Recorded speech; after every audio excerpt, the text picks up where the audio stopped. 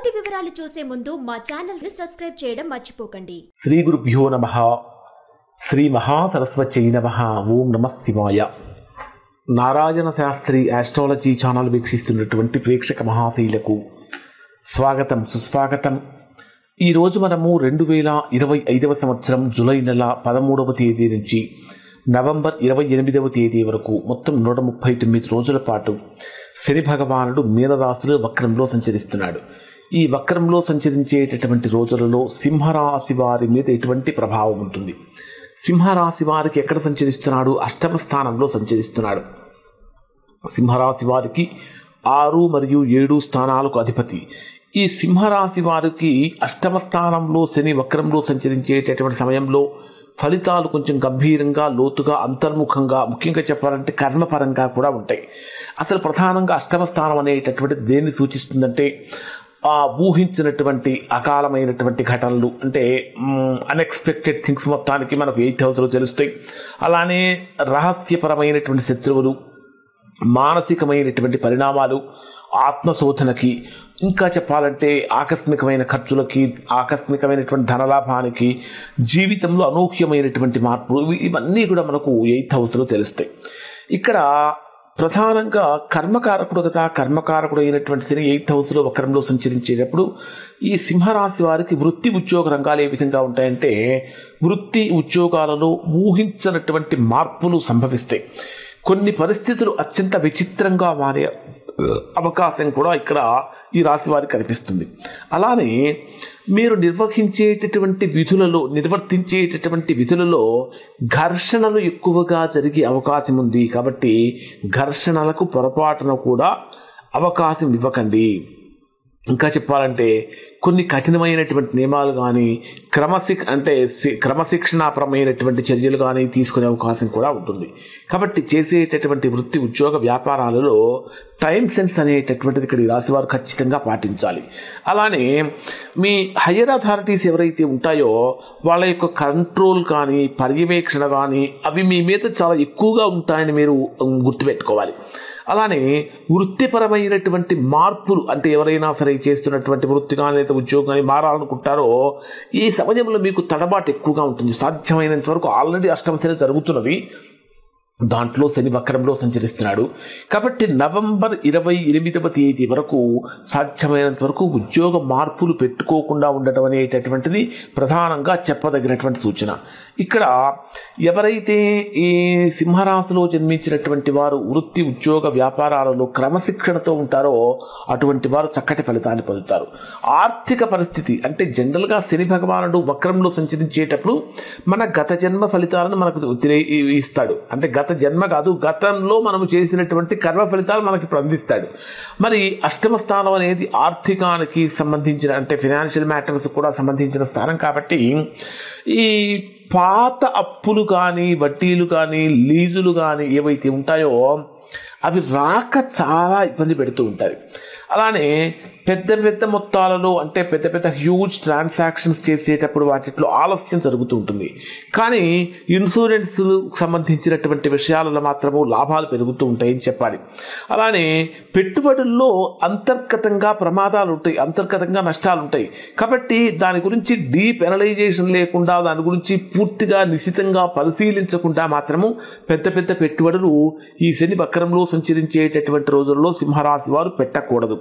అంటే తక్కువ పెట్టుబడితో ఎక్కువ సమాచారంతో ఎక్కువ అవగాహనతో ముందుకు వెళ్ళాలి మీరు.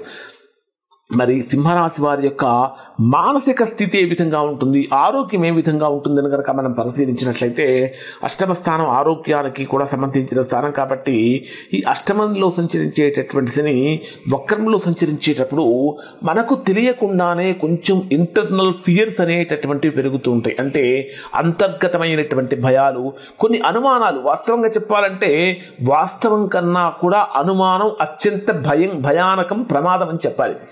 ఇక్కడ సింహరాశి వారికి ఏదో ఊహించుకొని కొంచెం భయాన్ని తెచ్చుకునే ప్రమాదం ఉంది. కాబట్టి ఎటువంటి అనుమానాలని మీరు దరి చేర్చకండి.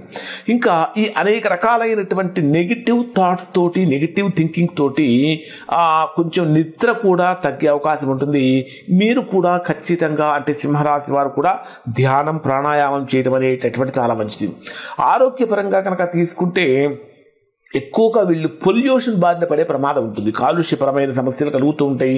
అలానే కిడ్నీలకు కానీ, రక్తపోటుకు కానీ, మొదలైనటువంటి ఎముకలకు సంబంధించిన నొప్పులు కానీ వీరిని ఎక్కువగా బాధించే అవకాశం అనేటటువంటిది కనిపిస్తూ ఉంటుంది. తర్వాత మీ సింహరాశి వారికి 7th హౌస్ లార్డ్ 8th హౌస్లో ఉన్నటువంటి కారణం, అంటే 7th హౌస్ అంటే భార్యాభర్తలకు సంబంధించినటువంటిది ఉన్నటువంటి కారణం చేత ఇక్కడ మీకు ఏ విధంగా ఉంటుందంటే, ఇక్కడ మీకు ఆ దాంపత్యం, ప్రేమ మొదలైన విషయాలను కనుక పరిశీలిస్తే అష్టమంలో శని వక్రంలో సంచరించేటప్పుడు ఇప్పటిదాకా మీరు సీక్రెట్గా మెయింటైన్ చేసినటువంటి సంబంధాలని కూడా ఒకసారిగా బట్టబయలైపోతాయి, అంటే బయటకు వచ్చేస్తాయి. జీవిత భాగస్వామితో సంభాషణలు కొంచెం జాగ్రత్తగా మాట్లాడాలి. అనవసరమైనటువంటి మాటలు మాట్లాడకూడదు. అనవసరమైనటువంటి అనుమానాలు తలెత్తేటటువంటి విధంగా కూడా ప్రవర్తించకూడదు. ఇంకా చెప్పాలంటే ఇది జనరల్గా ఈ పాయింట్ నేను చెప్పకూడదు, కానీ సింహరాశి వాళ్ళు జాగ్రత్తగా ఉండాలనే ఉద్దేశంతో చెప్తున్నాను.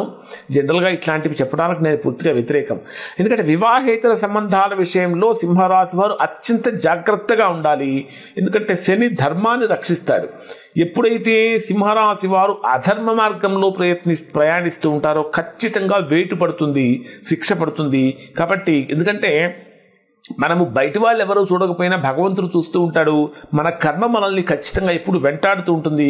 కాబట్టి అటువంటి ప్రతికూలమైన పనులు చేయకండి. అలానే ఇక విద్యాపరంగా కనుక పరిశీలిస్తే ఇక్కడ ఈ రాశిలో జన్మించినటువంటి వారికి ఎక్కువగా వీళ్ళు ఇప్పుడు నాలెడ్జ్ని పెంచుకోవడం కోసం చేసే ప్రయత్నాలు బాగా ఫలిస్తాయని చెప్పాలి. అంటే ఎంబెడెడ్ కానీ, మిస్టిక్ కానీ, సైకాలజీ కానీ, ఇంకా కొన్ని బహిరంగ చర్చలకు కూడా వీళ్ళు సిద్ధమవుతూ ఉంటారు. ఇంకా గుప్త విజ్ఞానం, అలానే జ్యోతిష్యము, తంత్రము, తంత్రశాస్త్రము అనేటువంటి రంగాల్లో వీళ్ళు ముందుకెళ్ళటం కోసం కూడా బాగా ప్రయత్నిస్తారు. ఇంకా ఎడ్యుకేషన్ పరంగా కనుక పరిశీలిస్తే విదేశీ విద్య కానీ, స్కాలర్షిప్స్ విషయంలో కానీ కొన్ని ఆటంకాలు, అడ్డంకులు కలిగినా చివరికి వీరికి లాభం కలుగుతుంది అని చెప్పాలి. ఇక కుటుంబ సంబంధాలు ఏ విధంగా ఉంటాయంటే, వృద్ధులు ఆ ఇంట్లో ఎవరైతే పెద్దవాళ్ళు ఉంటారో వారి ఆరోగ్యాలు జాగ్రత్తగా పరిరక్షించుకుంటూ ఉండాలి. అలానే ఆర్గ్యుమెంట్స్ అనేటటువంటివి లేకుండా ఉండాలి. ఓర్పుగా మాట్లాడుతూ ఉండాలి. ఎక్కువగా బంధాలు నిలబెట్టుకోవడం కోసం ఇక్కడ ఈ రాశి వారు ప్రయత్నిస్తూ ఉండాలి. మరి అసలు ఎటువంటి పరిహారాలు చేసుకోవాలి? మనము ఆ ఫలితాల గురించి ఎంతసేపు చెప్పుకున్న ఉపయోగమే ఉంది.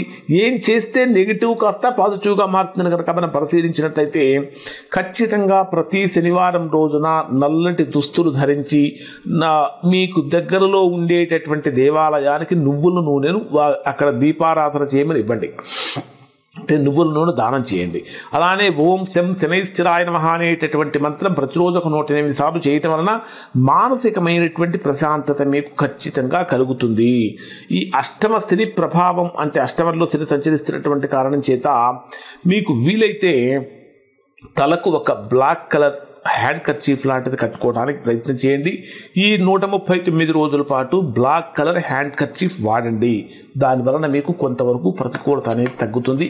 ఇవి సింహరాశి వారికి శని వక్రంలో సంచరించేటటువంటి రోజుల్లో కలిగే ఫలితాలు. శుభం.